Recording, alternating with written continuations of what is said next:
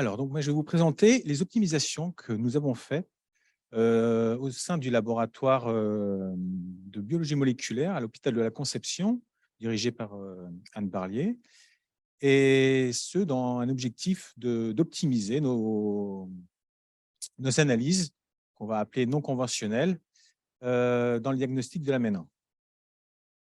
Alors, un petit rappel de la MEN 1, je pense que vous êtes plus spécialiste que moi. Donc, c'est une maladie rare avec une prévalence de 1 sur 30 000. Elle est à transmission autosomique dominante. Elle est caractérisée par l'apparition de tumeurs endocrines multiples, les principales étant l'hyperparathyroïdie primaire, les adénomes hypophysaires et les tumeurs endocrines digestives. Au niveau clinique, elle se caractérise par l'apparition de moins de 2 lésions majeures. Elle a une forte pénétrance, parce qu'à partir de 60 ans, on a quasiment 100% de risque de développer au moins une lésion. Et elle est due à l'inactivation d'un suppresseur de tumeur, le gène MEN1, qui n'a pas de hotspot mutationnel et qui fait 3 Kb à peu près.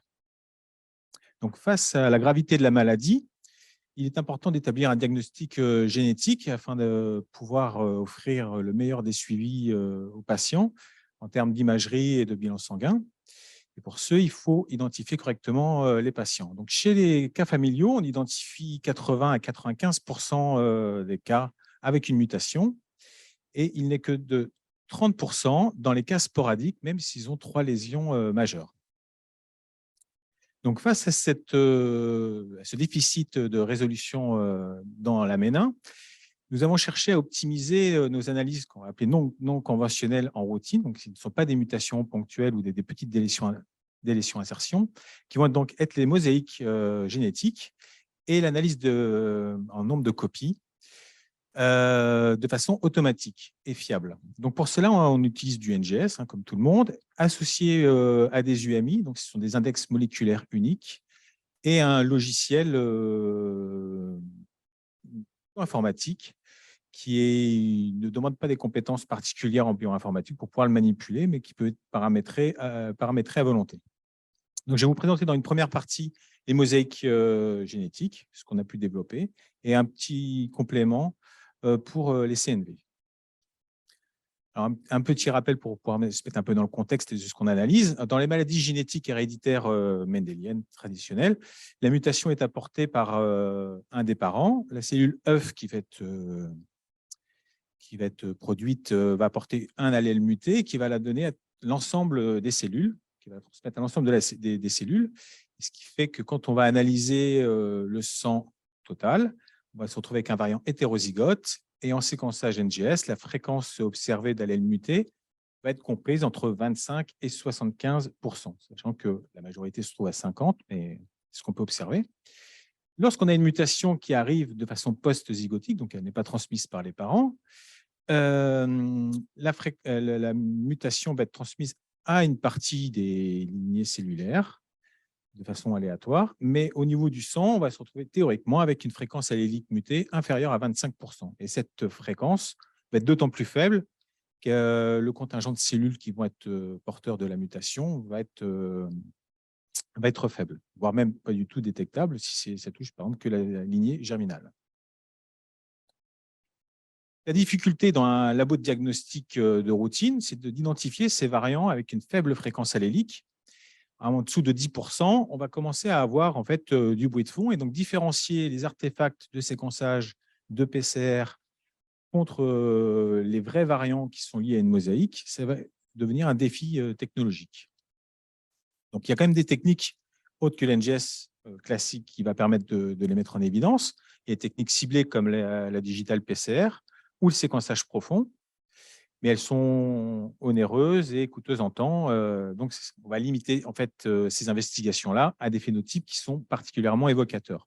Par exemple, dans une famille où on va avoir des enfants qui vont être porteurs de la mutation avec le phénotype, alors qu'il y a un des parents qui a le phénotype sans avoir de mutation identifiée. Et généralement, c'est identifié par un séquençage Sanger qui est, on le sait, assez peu sensible. Un petit point quand même sur le workflow du NGS. Nous, quand on travaille sur du constitutionnel, on travaille sur du sang, on extrait l'ADN. Il y a une première étape qui va être la préparation des librairies, où on fragmente l'ADN, on va ajouter des adaptateurs qui vont être rendre compatibles des fragments pour le séquençage. Il va y avoir un enrichissement des cibles d'intérêt par rapport à ce qu'on étudie et une étape de PCR.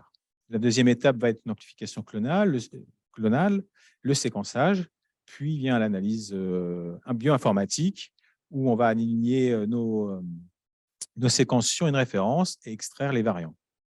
Donc, il va y avoir différentes erreurs qui arrivent à ces différentes étapes. Les deux et trois dernières, enfin les deuxième et troisième et dernière étape, on peut maîtriser à peu près les erreurs avec un bon paramétrage de l'alignement. Pour le séquençage, on peut travailler sur les contrôles, les scores qualité de nos séquences. Sur les erreurs qui ont lieu au moment de la PCR par la Taq polymérase, c'est plus difficile à identifier. Il y a quand même des techniques. On peut regarder la récurrence des artefacts, donc analyser le bruit de fond et pour pouvoir le soustraire. On peut marquer aussi les duplicats de PCR, mais ça marche uniquement si on fait vraiment une fragmentation très, très aléatoire et pas quand on est en amplicon. Et l'autre technique est d'utiliser ces fameux index moléculaires uniques. C'est ce que je vais vous présenter. Donc, les index moléculaires uniques, ils sont en fait incorporés après la fragmentation, avant toute amplification, où chaque petite bille ici symbolisée est une séquence unique de 12 nucléotides qui sont aléatoires et qui vont être incorporés donc aux différents fragments et aux différents allèles de la molécule, des molécules d'origine de l'échantillon. Et après, il y a l'amplification où ces tags-là vont être recopiés en même temps que au moment de la PCR.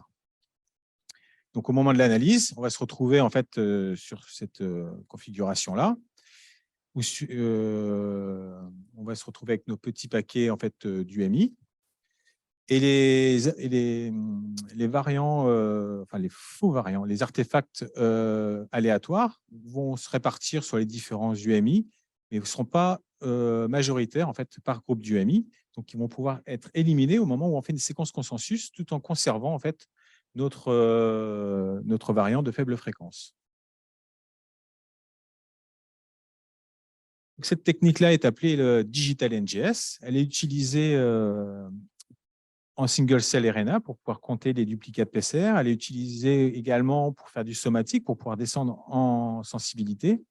Donc, nous, on a voulu évaluer cette technique-là dans une pratique de routine sur séquencé très, très profond pour identifier des mosaïques assez facilement et sans avoir besoin de reséquencer à partir de notre échantillon primaire. Donc, ça s'est déroulé en 2 étapes. On a fait d'abord une sorte de training set où on a pris des mutations de MEN1 qui étaient hétérozygotes et on a fait des mutations artefactuelles. Donc, on a pu évaluer donc, la sensibilité et de là, on a essayé de faire la bonne balance entre garder de la bonne sensibilité et d'optimiser la spécificité, donc d'avoir le moins de faux positifs possible. On a évalué ça sur l'ensemble après de notre panel d'oncogénétique qui fait 62 KB. Puis après, on est parti sur une série de cas non résolus de 119 patients avec au moins 2 lésions relatives à MEN1. Donc, les 2 mutations qui ont été utilisées, la première, on l'a diluée entre 1 et 10%. C'était une région homopolymérique, donc un peu difficile à séquencer. Et après, on a fait une deuxième mutation, on est même descendu à 0,5%. Et donc là, vous avez le tableau qui nous a permis de générer nos fréquences alléliques théoriques. Au niveau des résultats, on a eu 100% de sensibilité, on a retrouvé toutes nos mutations et avec une bonne corrélation entre la fréquence allélique théorique et celle observée. De là, on a pu paramétrer notre logiciel, donc avec des paramètres qui sont quand même assez propres à ce logiciel, où il fallait qu'effectivement on ait au moins un seuil de détection à 0,5%, que le variant soit porté au moins par 5 reads, après un paramétrage qui permettait d'être un peu plus flex sur ces variants qui sont faiblement représentés, sur la qualité du variant ou la qualité du read, et la proportion du MI qui portait ce variant. Donc, au niveau spécificité, donc on a fait quand même un test avec un cutoff, enfin un seuil de sensibilité à 0,5% avant d'utiliser les UMI. Donc, on avait sur MEN1 en moyenne à peu près 40 faux positifs, donc ce qui complexifie quand même l'analyse. Et après l'utilisation des UMI, on descendait entre 0 et 1 faux positifs sur MEN1, au-dessus de 0,5%. Si on regarde par rapport au seuil, le taux de faux positifs, on observe qu'à partir de 1%, on n'a même plus du tout de faux positifs sur cette série test, ce qui facilite grandement l'analyse. Donc, on diminue par 40 le nombre de faux positifs et on n'a même plus de faux positifs à partir de 1% sur ce set d'entraînement. On a voulu regarder quand même sur l'ensemble de nos gènes du panel, parce qu'il y en a d'autres qui peuvent être sujets à des mosaïcismes. Donc là où on avait à peu près 1100 faux positifs, au-dessus de 0,5%, on descendait à peu près à une trentaine sur l'ensemble du panel en utilisant les UMI. Donc c'était assez bien linéaire à ce niveau-là. Si on regarde les différents gènes qui sont contenus dans notre panel, donc on a à peu près donc, entre 0 et 3 mutations par gène, là où on avait à peu près une cinquantaine, voire des fois 100 faux positifs, je veux dire, par gène. Donc il y a deux gènes quand même qui sortent un petit peu du lot, c'est NF1 et SDHA. Bon, pour ceux qui les séquences, ils savent un petit peu qu'ils sont compliqués. C'est NF1 qui a pas mal de séquences répétées et SDHA qui a un pseudogène. Donc ces deux gènes-là demandent des paramétrages un peu plus spécifiques. On a ensuite séquencé un échantillon qu'on savait avoir une mosaïque. Il avait été identifié au CHU de Lille. Il avait une fréquence allélique mutée de 5,1%. Il avait été identifié par deep sequencing avec une profondeur de 20 000x. Et donc, nous l'avons bien retrouvé. Donc, c'est un patient avec 3 lésions à 41 ans au moment du diagnostic. Et nous l'avons bien retrouvé à 5,9%. Et nous avions quand même une profondeur assez importante à 800x. Sur notre série de tous les jours, on avait 119 patients non résolus. Nous avions 2 patients avec 4 lésions, 16 avec 3 lésions, et puis le reste donc avec uniquement 2 lésions. La distribution des lésions était ce qui était attendu dans une série tout à fait classique, avec principalement des hyperparathyroïdies et des adénomes hypophysaires. Et nous avons identifié dans cette série-là 3 nouveaux mosaïcismes, compris entre quasiment 10% et 2% de fréquence allélique. Ces mutations, elles ont été confirmées sur un second prélèvement et voire sur du somatique. On a bien retrouvé cette mutation-là hétérozygote associée à un autre hit. Et on a même eu un patient où on a même eu l'ensemble des fragments des différentes lésions qui comportaient à chaque fois la même mutation retrouvée en mosaïque. Donc, on se retrouve avec une fréquence dans notre série où, à partir de 3 lésions, on a quand même 12% qui, effectivement, portaient une mosaïque. Et quand on avait 4 lésions, on avait la moitié qui portait donc une mosaïque. Ce qu'on peut observer aussi, c'est que la fréquence allélique d'allèle muté n'est pas corrélée, a priori, avec le phénotype, en tout cas la gravité du phénotype. En termes de lésions, on avait l'ensemble qui avait une hyperparathyroïdie et chose assez surprenante, c'est qu'on avait 2 sur 3 qui avaient une tumeur endocrine du thymus. Donc, pour conclure sur cette partie des mosaïcismes, il semblerait que les mosaïcismes de la MEN1 soient sous-estimés, en tout cas sur les patients qui ont un certain nombre de lésions, à partir de 3, et que les UMI répondent bien à la question, surtout dans une approche de routine qui est vraiment assez simple à mettre en œuvre. Assez rapidement, un petit développement qu'on a fait pour la détection des CNV, donc c'est associé toujours au logiciel CLC Workbench, qui utilise la profondeur de couverture, où il va normaliser en fait les échantillons et la comparer par rapport à un log ratio de référence sur un patient contrôle. Donc, nous avons voulu évaluer en fait la méthode pour pouvoir s'affranchir de passer trop de MLPA et de QPCR pour la partie pharmacogénétique de notre panel. Donc, nous avons d'abord voulu la valider sur 129 patients où on a caractérisé ça de façon rétrospective et prospective. On se retrouvait donc avec des fichiers, donc je crois qu'on ne voit pas très bien, mais bon, grosso modo, on a une ligne par région, donc par exon, qui ont été découpés. pour chaque gène. Et en fait, on va se retrouver avec une colonne, principalement celle qui va nous intéresser, où on a en fait le log ratio. Et quand il est à -2, c'est qu'on a une perte, d'hétérozygosie. La complexité pour pouvoir analyser ça, en fait, c'était qu'on avait énormément de fichiers, énormément de lignes. Donc, ça a été de faire un petit script R pour pouvoir combiner sous forme de matrice de différentes régions qu'on va voir ici, et ainsi que les différents gènes, les différents patients ici et les différentes régions.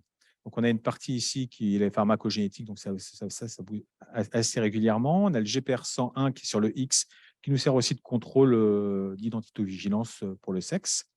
Et quand c'est en rouge, donc c'est qu'il y a une perte, et quand c'est en bleu, c'est qu'il y a un gain. Donc, on voit assez rapidement comme ça les patients qui ne fonctionnent pas très, très bien, donc à éliminer, parce qu'il y a eu un problème au moment du séquençage avec une mauvaise distribution des profondeurs, et ceux qui sont interprétables. Et finalement, ce logiciel qui nous a servi en fait pour la validation de notre CNV à partir du logiciel nous sert régulièrement. C'est qu'en fait, il y a juste à mettre le chemin dans lequel les fichiers sont, et il va concaténer en fait l'ensemble de nos fichiers, ce qui permet donc de faire une analyse assez rapide. Là, donc, on a les profondeurs des échantillons versus le contrôle, la matrice qu'on a vue juste avant, les log ratios en perte et en gain, et le détail pour chaque région. Donc, c'est un petit complément à notre logiciel qui nous permet, sans compétences particulières en bioinformatique, de faire une validation pour les CNV, ce qui nous a permis quand même d'optimiser les régions qui étaient artefactuelles, qui revenaient souvent fausses ou qu'on ne voyait hélas pas correctement, de redesigner en fait le bed. Et au final, on s'est retrouvé donc avec 100% de match entre le NGS et les techniques conventionnelles de détection de CNV. Et il nous sert maintenant comme outil de validation pour la routine de nos runs, avec en un seul coup d'œil, voir si l'ensemble des données ont été correctement générées. Je vous remercie pour votre attention, et je remercie l'ensemble des équipes qui ont collaboré aux différentes étapes de ces travaux. Merci pour votre attention.